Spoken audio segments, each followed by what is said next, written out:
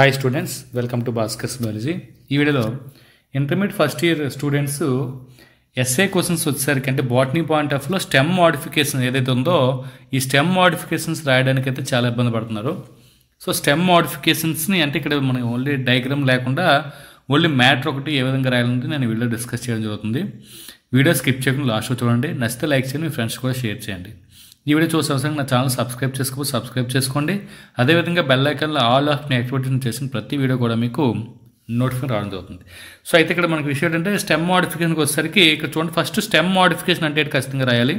So stem modification అంటే ఏ permanent morphological change అంటే morphology అంటే మనకి ఎక్స్టర్నల్ మార్ఫాలజీ అంటే మ్యాక్సిమం అది స్టెమ్ అవ్వచ్చు. ఇక్కడ మనకి స్టెమ్ గురించి కాబట్టి స్టెమ్ యొక్క స్ట్రక్చర్ మారుతుంది. అంటే చూడడానికి ఉండాల్సిన స్టెమ్ ఆ రకంగా కాకుండా వేరే రకంగా చేంజ్ అవుతుంది కదా. Morphological change in the shape and structure of stem or branch. So స్టెమ్లో కానీ బ్రాంచ్లో కానీ ఈ షేప్లోనూ చేంజ్ వస్తుంది, స్ట్రక్చర్లోని కూడా అంటే స్ట్రక్చర్ ఈ మార్ఫలాజికల్ చేంజెస్ కింద చెప్పొచ్చు.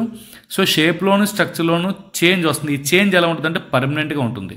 అంటే పర్మనెంట్గా ఉన్నటువంటి అంటే ఈ స్టెమ్లో కానీ బ్రాంచ్లో కానీ వచ్చేటటువంటి షేప్లో కానీ స్ట్రక్చర్లో కానీ చేంజ్ రావడానికి కారణం ఏంటంటే ఇక్కడ చూడండి, of a plant to perform a special function is called stem modification. ఒక స్పెషల్ ఫంక్షన్ని పెర్ఫార్మ్ చేయడం కోసం, అంటే అది స్టెమ్ తాలూకా ఫంక్షన్ కాదు, స్టెమ్ ఫంక్షన్ కాకుండా ఒక స్పెషల్ ఫంక్షన్ పెర్ఫార్మ్ చేయడం కోసం స్టెమ్లో కానీ బ్రాంచ్లో కానీ వాటి యొక్క షేప్ కానీ స్ట్రక్చర్ కానీ అంటే మార్ఫలాజికల్ చేంజ్ వస్తుంది.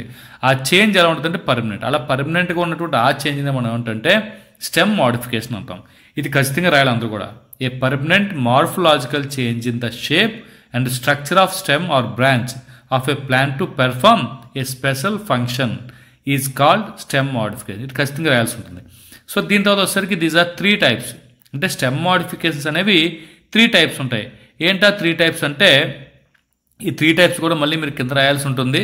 అదేంటంటే ఇక్కడ A underground stem modifications, B aerial stem modifications, C sub aerial stem modification. ఈ 3 కూడా సపరేట్. అంటే మనకి 3 టైప్స్. అండర్ గ్రౌండ్ స్టెమ్ అంటే ఈ స్టెమ్ ఎప్పుడు కూడా సాయిల్ లోపల ఉంటుంది.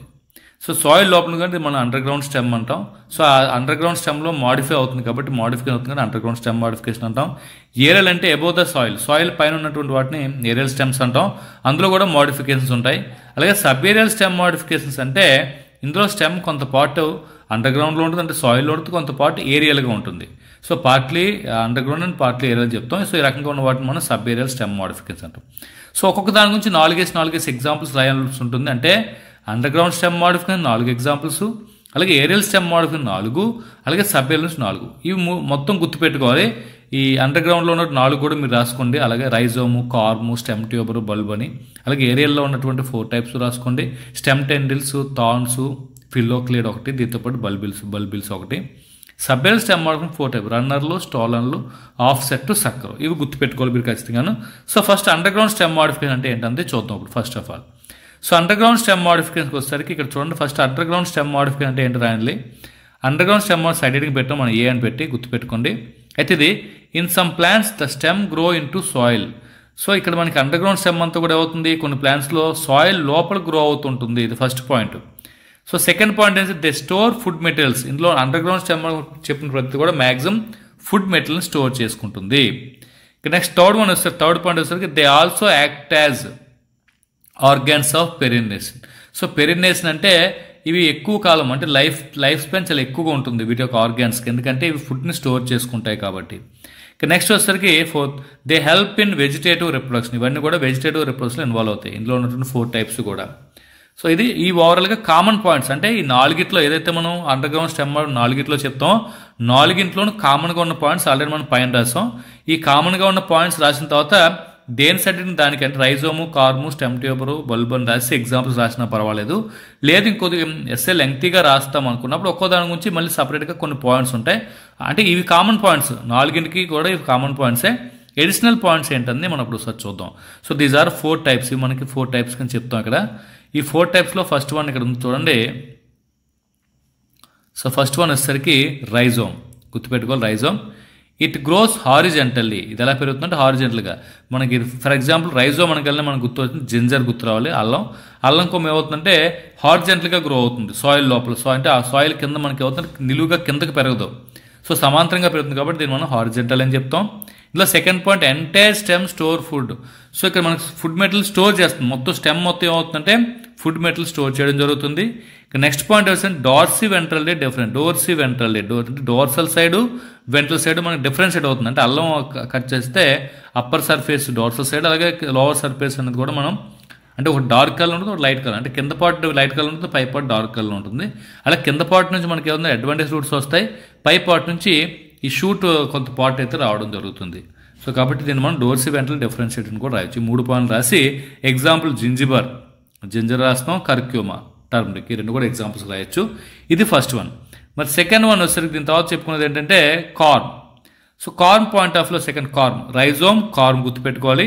It grows vertically. ఇంతకుముందు హారిజెంటల్ అని చెప్పుకున్న దీనికి వచ్చేసరికి వెర్టికల్లీ, అంటే సాయిల్ ఎలా మనకి ఇలా పెరుగుతుంది, నిలువుగా పెరుగుతుంది. Next axillary buds develop into daughter corms. So దీనిపైన ఆక్సిలరీ బర్డ్ వస్తుంది, ఆక్సిలరీ బర్డ్ నుంచి ఏమవుతుంది, చిన్న డాటర్ కామ్ ఫామ్ అవుతుంది. ఇలా మనకి డాటర్ కామ్ ఫామ్ అవుతుంది. ఇది మనకి వెజిటేటివ్ రిప్రొడక్షన్ ఇన్వాల్వ్ అవుతుంది. It involves in vegetative reproduction రాసినా ఇంకా బెటర్గా ఉంటుంది. లేదా ఇక్కడతో ఆపేసి కొలకేషియా, చామదుంప ఎగ్జాంపుల్ ఇది రాసినా చాలు. సో ఇప్పుడు మనకి అండర్ గ్రౌండ్లో 2 చెప్పుకున్నాము. సో నెక్స్ట్ ఏంటంటే చూద్దాం. ఇప్పుడు అండర్ గ్రౌండ్లో థర్డ్ వన్ వచ్చేసరికి స్టెమ్ ట్యూబర్. స్టెమ్ ట్యూబర్ అనగా మనకు గుర్తు రావాల్సింది ఏంటంటే పొటాటో గుర్తు రావాలి, గుర్తుపెట్టుకోండి. సోలానమ్ ట్యూబరోజమ్ అంటే దీని scientific name. It is the swollen epics of an under ground branch. అంటే ఒక ప్లాంట్లో అండర్ గ్రౌండ్కి వెళ్ళిన బ్రాంచ్ ఏదైతే ఉందో, అండర్ గ్రౌండ్ బ్రాంచ్ ఉందో, అండర్ గ్రౌండ్ బ్రాంచ్ ఏమవుతుంది, ఈ టిప్ అనేది ఇక్కడ ఏమవుతుందంటే స్వాలెన్ అంటే ఉబ్బుతుంది.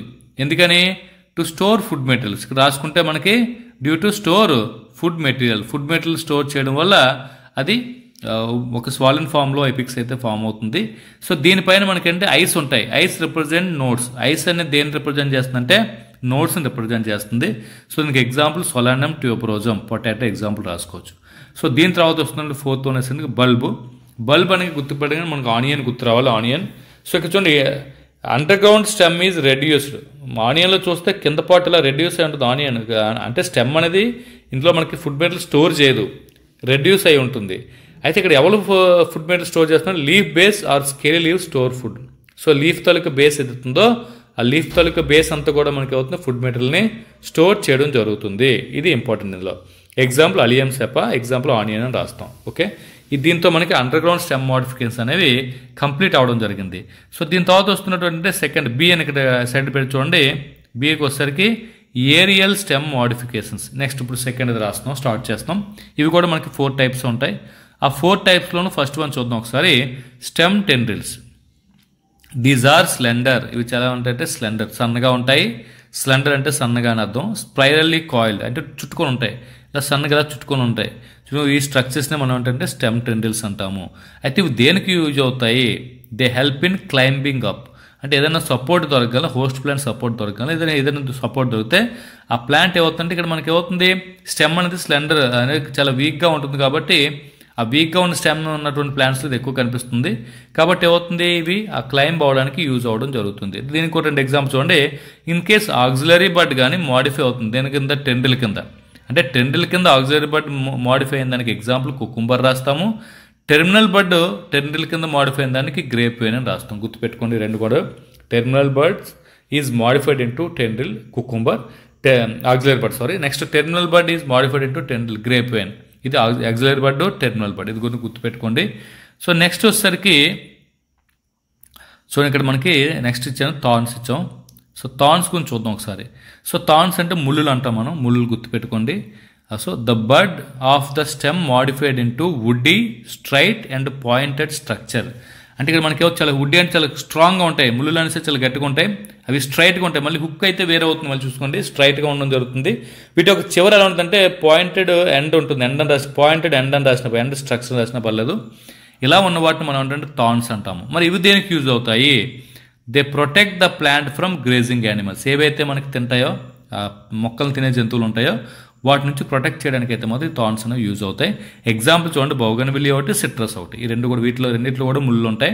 ముళ్ళు ఉండడం వల్ల ఈ గ్రేజింగ్ యానిమల్ ఏది కూడా వాటిని టచ్ చేయడానికి ఇష్టపడదు. ఇది దీని తర్వాత వస్తుంది ఏంటంటే చూడండి ఇక్కడ మనకి నెక్స్ట్ ఫిల్లోక్లేట్స్ ఇచ్చారు. సో ఫిల్లోక్లేట్స్కి వచ్చేసరికి ఫిల్లోక్లేట్స్కి ఇన్ సమ్ జీరోఫైట్స్ మనకి అంటే ఏదైతే వాటర్ స్ట్రెస్ లేదా వాటర్ ఏరియాస్లో గ్రో అవుతాయి అటువంటి వాటిని మనం జీరోఫైట్స్ అంటాము. So in some xerophytes the leaves are modified into spines or scaly leaves. So కొన్ని జీరోఫైట్స్లో ఏమవుతుందంటే లీవ్స్ అన్ని కూడా స్పైన్స్గా కానీ, స్పైన్స్ అంటే ఇవి మనం ముళ్ళు అంటాం వీటిని కూడాను, స్పైన్స్ ఆర్ స్కేలీవ్స్. ఇక్కడ స్పైన్స్ అనేది థార్న్స్ వేరు, స్పైన్స్ వేరు గుర్తుపెట్టుకోండి. థార్న్స్ అనేది స్టెమ్ మోడిఫికేషన్, స్పైన్స్ అనేది లీఫ్ మోడిఫికేషన్. అయితే ఇక్కడ మనకి లీఫ్ గురించి అయితే మెన్షన్ చేయలేదు.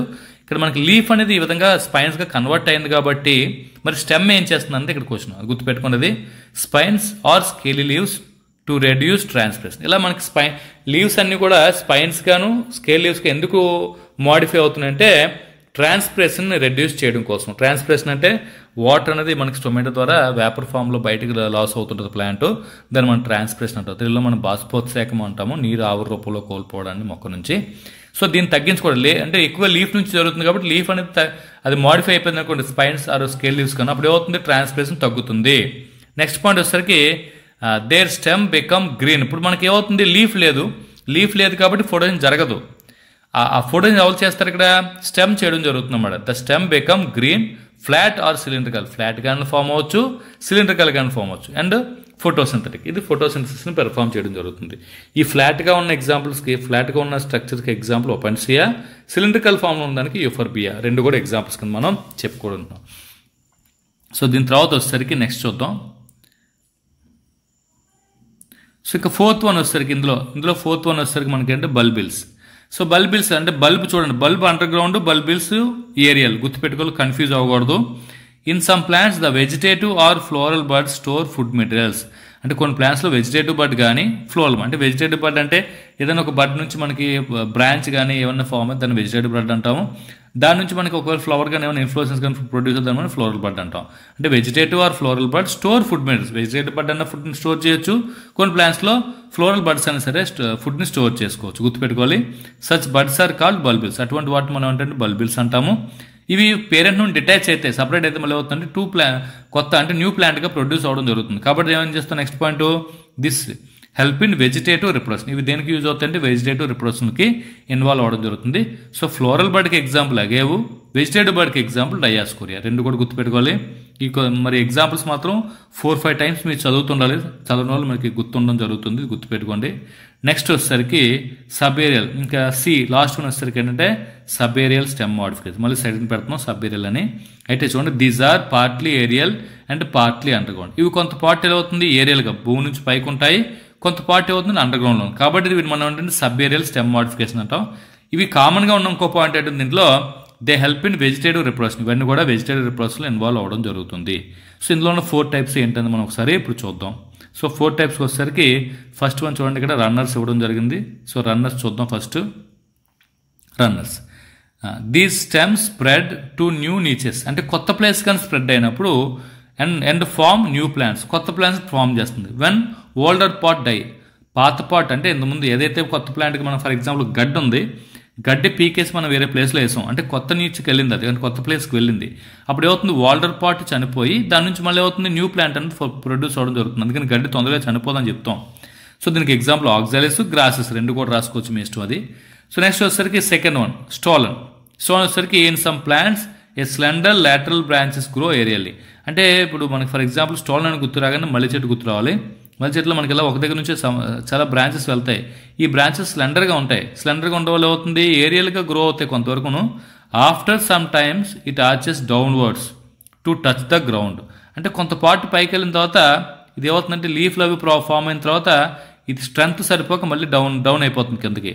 సో డౌన్ అయిపోయిన తర్వాత చూడండి to and produce advantages roots such branches are calls. ఇక్కడ నుంచి మనకి ఏమవుతుంది ఈ బ్రాంచెస్ నుంచి బ్రాంచ్ అడ్వాంటేజ్ రూట్స్ ఫామ్ అవుతాయి. ఇక్కడ నుంచి మళ్ళీ ఏమవుతుంది ఇది మళ్ళీ ఏరియాలో అవుతుంది. సో ఈ పార్ట్ని మనం ఏమంటామంటే స్టాల్ అని చెప్పడం జరుగుతుంది. సో కాబట్టి ఇది కూడా మనకి ఏమవుతుందంటే so they help in vegetative reproduction. ఇవి కూడా మనకి వెజిటేటివ్ రిప్రొడక్షన్ ఇన్వాల్వ్ అవ్వడం జరుగుతుంది. ఎగ్జాంపుల్ ఏంటంటే జాస్మిన్, నీరియం గుర్తుపెట్టుకోవాలి. ఇక నెక్స్ట్ వచ్చేసరికి half set. So half set అనేది ఇది ఎక్కువగా ఆక్వాటిక్ ప్లాంట్స్లో కనిపిస్తుంది. 1 ఇంటర్నోడ్ లెంగ్త్, ఒక ఇంటర్నోడ్ లెంగ్త్ తీసుకుంటే ఇదొక నోడ్ ఉంటుంది. 1 internode length of lateral branches of aquatic plants of plants called offset. దీన్ని మనం ఆఫ్సెట్ అంటాం. అయితే ఇక్కడ ఏమవుతుంది, ఇంటర్నోడ్లో ఏమవుతుందంటే it beers a రోజెట్టి of leaves at the tip. ఈ టిప్లో మనకి ఏమవుతుంది, ఇలా రోజ్ ఫామ్లో మనకి లీవ్స్ అనేవి పైకి ఫామ్ అవడం జరుగుతుంది. అందుకే చూడండి, rosette of leaves at its tip and a tuft of balancing roots its base. So base నుంచి మనకి ఏమవుతుందంటే టఫ్ట్ అంటే ఎక్కువ మనకి ఏమంటే బ్యాలెన్సింగ్ రూట్స్ అనేవి కిందకి ఫామ్ అవడం జరుగుతుంది. సో దీనికి ఎగ్జాంపుల్ చూడండి, పిస్టియా ఒకటి, ఐకార్నియా ఒకటి, రెండు కూడా ఎగ్జాంపుల్స్ కింద రాసుకోవచ్చు. సో దీని తర్వాత ఇంకొంచెం చూద్దాం. సో లాస్ట్కి వచ్చేసరికి చూడొచ్చు మనం సక్కర్ అంటే మనకి క్రైసాంతిమం, చామంతి, అలాగే బనానా, ఈ అరటి, ఇవన్నీ కూడా ఎగ్జాంపుల్ చూడొచ్చు. ఇందులో మనకి some plants A part of the stem lies in the under ground. అంటే కొంత పార్ట్ ఏమవుతుంది, అండర్ గ్రౌండ్లో ఉండిపోతుంది. ఇలా అండర్ గ్రౌండ్ లోపల ఇది ఏరియాలో పైకి వచ్చిన స్టెమ్, ఇది లోపల ఉండిపోయిన స్టెమ్. చూడండి, some lateral branches originate from the under ground portion of the main. దీని నుంచి మనకి ఏమవుతుంది, కొన్ని బ్రాంచెస్ లోపల వస్తాయి, అండర్ గ్రౌండ్ పార్ట్లో వస్తాయి. ఇంపార్టెంట్, అండర్ గ్రౌండ్ పార్ట్స్లో వచ్చినటువంటి ఈ బ్రాంచెస్ ఏదైతే ఉందో, మెయిన్ స్టెమ్ గురించి వచ్చినటువంటి బ్రాంచ్ ఏదైతే ఉందో, దే గ్రో హారిజెంటల్, కొంత హారిజెంటల్గా గ్రో అవుతాయి. And then come out obliquely upwards. తర్వాత ఏమవుతుంది, కొద్దిగా యాటవాల్గా పైకి పెరుగుతాయి, oblique upward, give rise to leafy shoot. ఇక్కడ నుంచి మనకి ఏమవుతుంది, ఏరియాలో అయిపోతుంది, పైకి వచ్చేస్తుంది సాయిల్ నుంచి. సో ఇలా వచ్చినటువంటి దీన్ని మనం ఏమంటామంటే, దీన్ని మనం సక్కర్ అని చెప్పడం జరుగుతుంది. సో ఇక్కడ నుంచి మనకి అడ్వాంట్ రూట్స్ అయితే ఫామ్ అవుతాయి. దీన్ని మళ్ళీ సపరేట్ చేసి వేరే దగ్గర వేస్తే మళ్ళీ కొత్త ప్లాంట్ కింద ఫామ్ అవుతుంది. దీనికి ఎగ్జాంపుల్స్ బనానా ఒకటి, క్రైసాంతిమం ఒకటి. సో ఇది ఈ వీడియో మీకు ఎంతకంత హెల్ప్ అవుతుంది. వస్తే లైక్ చేయండి, షేర్ చేయండి, ఛానల్ సబ్స్క్రైబ్ చేసుకోండి. Thanks for watching. Thank you very much.